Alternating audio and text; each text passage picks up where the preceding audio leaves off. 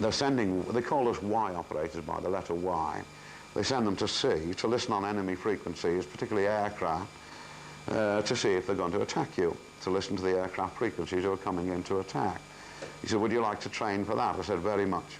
So by then I was a leading hand, you see, so I trained for this, taught by an Air Force bloke who taught me Japanese air, which was the same speed as this stuff, some of it a bit slower, but far less symbols in it.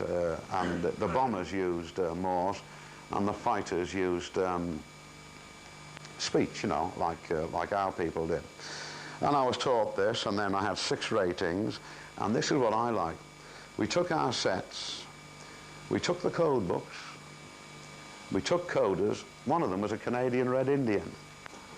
If you know anything about this, they used Red Indians because many of them had a little local language that nobody else knew, and they could speak plain text over the air, and no one else could understand it other than a Cherokee Indian or someone with black feet or whatever. And this fellow was a Canadian, and he may have got in that way, but he was my coder. And we were sitting off the coast of Burma getting ready for a landing. The Japanese were this time on the retreat, and they were coming down through the Arakan. And the idea was to land a force of Marines on a couple of islands, Chiduba and Ramri, which you can see on the map there. And we lay off there bombarding without any air cover at all. I was in a cruiser at the time, HMS Ceylon, and we were just listening on the air frequencies where attack would likely to come from. And by this time, being a good boss, I'd got myself out of a job, you know. The idea that, I mean, not for being lazy, but if you're trying to organise something, you try to organise yourself out of work so you can be everywhere at once if you need it. And I'd organised this situation. But I had a set that I just used to listen on and flick across on search. Now, this old receiver, the HRO, had 13 plug-in coils, and it covered from low frequency right up to about 30 megs. It was a ham receiver made by the National Company of America with big plug-in coils you pushed in the front. And there were these 13 coils in a box and this receiver. And where was I going to search? I'd been given no frequencies to look at. So I just plugged in and I started swishing the dial like this. And it nearly blew my ears off. It was Kana, but it wasn't air, and it wasn't Navy, so you didn't have to be brilliant to think that it might be Army. But the stuff was in plain text. It wasn't coded at all. It was in plain text. And the only thing I remember when I wrote this down all those years ago was this particular Kana. I'm going to say that again, I'm bad tonight.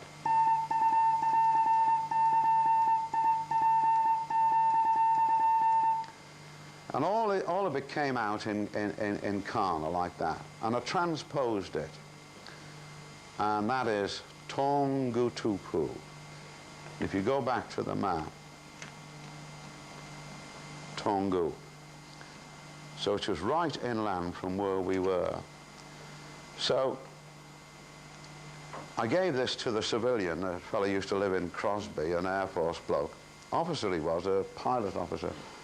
And he said, you know what this is? I said, no. He said, it's the Army calling for their equivalent of MTBs to come and investigate units of the British fleet who were bombarding prior to a landing. We had no air cover.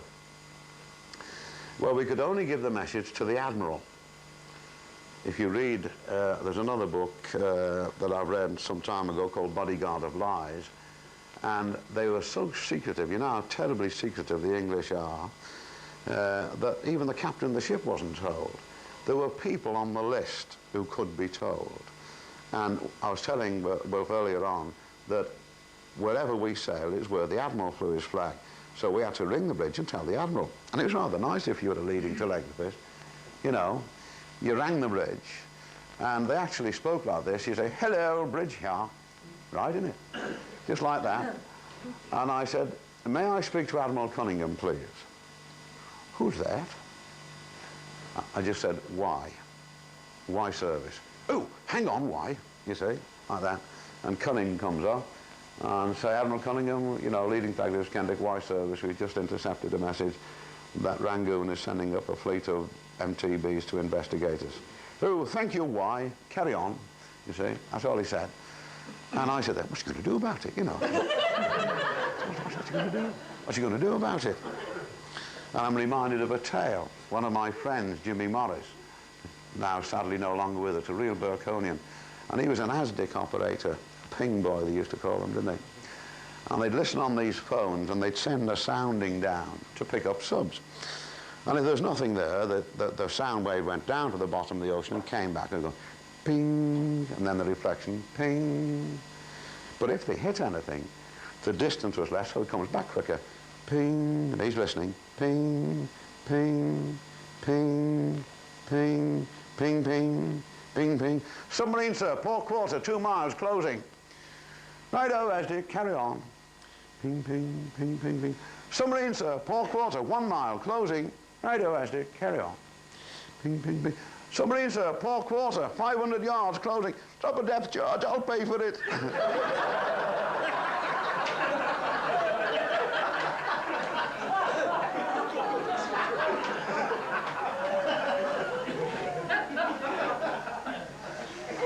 Actually, this business of, righto, carry on, it was exactly the right thing to do.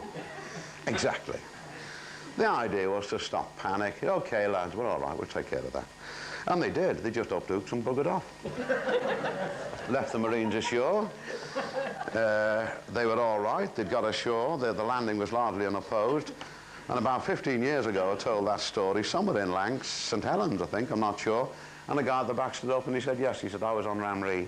He was actually at the actual business there. So that was an interesting one.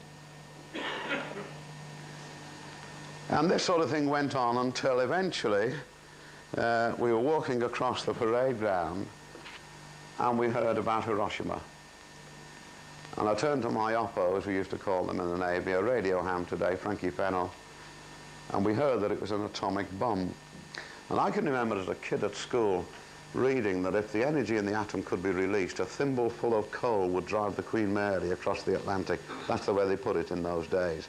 So we had an idea of what this immense power was. We knew nothing about radiation, who did? But we were quite shocked by it. And a few days later, I was sent for on my own, packed my bags,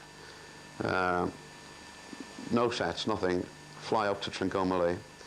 Flew up to Trincomalee, got there, went aboard HMS Queen Elizabeth, and she, with some escorts, sailed right down the Malacca Strait.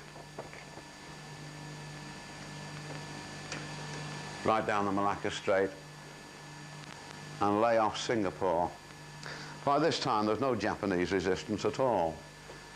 All the aircraft were destroyed or damaged. They'd lost most of their fleet. There was no chance at all. They were finished. And we lay off, and there was Hiroshima, and I was taken down to the wireless room and asked to call up to Singapore. They set the transmitter up on the frequency. What would it be, about 5 kilowatts on a battle wagon like the Queen Elizabeth? About 5 kilowatts. And we were laying a couple of miles offshore. And Singapore was in a two-way with Tokyo.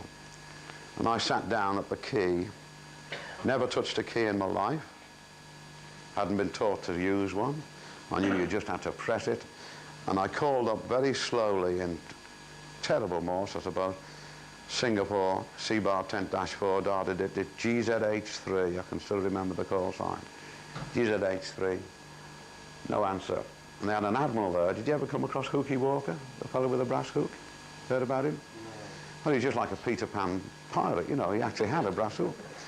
And he was one of these, madmen, you know. And we thought, God, the war's over, you know, we go back, I'll see my girlfriend again, you know, marvellous, see my mum, see my dad.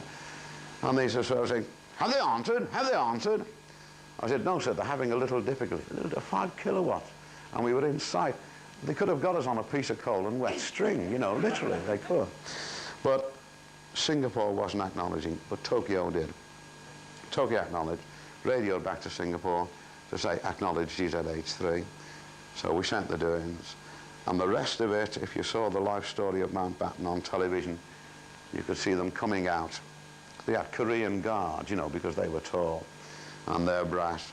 And they came aboard the Queen Elizabeth. The surrender wasn't signed there, but the start of it was started there. And then off they went, and we turned and steamed home. It's 3 days steaming back to Trinco. We were flown down to the base, and we got down there. So I'd been away about 3.5, 4 days. So that I wonder what the lads will be doing now. There's no Japanese left to listen to. They're finished. Went in expecting all to find them lying on the bed, you know, or playing cards or something. No sign. All the watches were going. I said, where's the lads? He said, they're all listening to the Russians. And that's when I lost my interest in naval intelligence. We'd been thinking, this is the war, there won't be any more after this. Already the seeds of what we've now got were being sown. Having said that, they were listening to us, the Yanks were listening to us, we were listening to the Yanks, the French, everybody listens to everybody else. And it's going on now, and it's an open secret. I'm not telling you anything that isn't known. You can read it in a lot of books. So I came away quite disgruntled, and that was the end of that. There's one little incident that I forgot to mention, which I think is worth talking to you about. We thought we were rather privileged, you know. It's very difficult for a teenager to be put in a position like this without assuming some importance that they don't really possess. The war was won by people who fought and died